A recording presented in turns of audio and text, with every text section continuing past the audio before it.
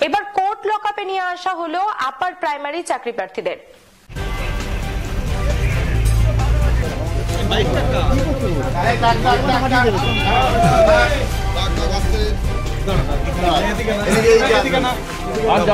যাবো না দাদা, চিন্তা নেই, আর যাবো না। আপনার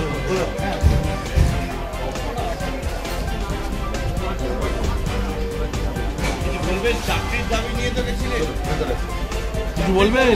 জেল খাটতে হলো। নিয়েছে এই সরকার এবং কমিশন। শুধু আজকের দিনে এবং গত 22 তারিখে যে কমিশন যে খেলটা খেললো আমাদের সাথে, আমাদের একের পর এক আমরা যখন দাবি নিয়ে যখন এসএসসি ভবন, বিকাশ ভবন যখন ছোটাছুটি করছি, তখন এসএসসি বলছে বিকাশ ভবনে যাও, বিকাশ ভবন বলছে এসএসসি ভবনে যাও। শিক্ষামন্ত্রী বলছে আমাদের মাননীয় মুখ্যমন্ত্রী মানবিক মুখ, উনি আমাদের সমস্যার সমাধান করবেন।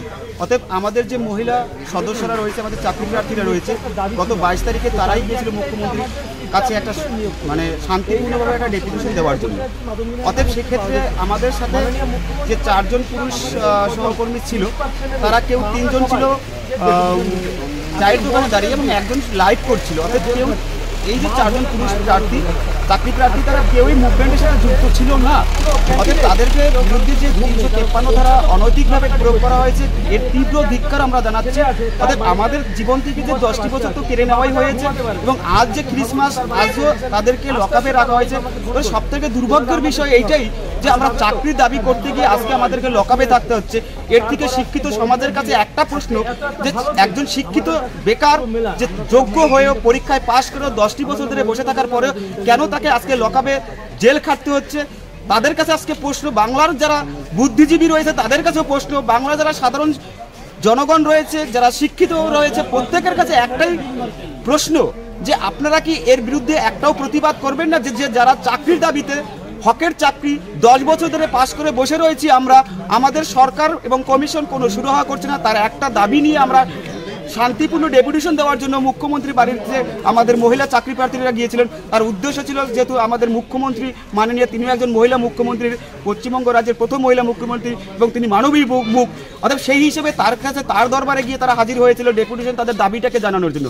আজকে তাদের দাবিটা কি সেটাই তারা জানলো না। কি দাবি নিয়ে তারা আজকে এখানে এসেছে, দাবিটা কি সত্য কি মিথ্যে সেটা যাচাই না করে আজকে তাদেরকে লকআপে কাটাতে হচ্ছে, জেল খাটতে হচ্ছে। এর থেকে লজ্জা, এর থেকে দুর্ভাগ্য আমাদের শিক্ষিত বেকারদের জীবনে মনে হয় এটাই প্রাপ্য ছিল সরকারের কাছ থেকে।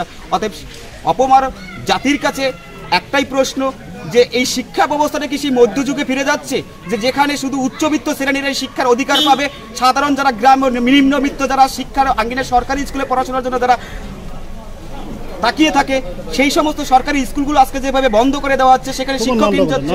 আমার নাম সুবীর কুমার কীর্তনিয়া, ইন্টারভিউ বঞ্চিত একজন চাকরি প্রার্থী।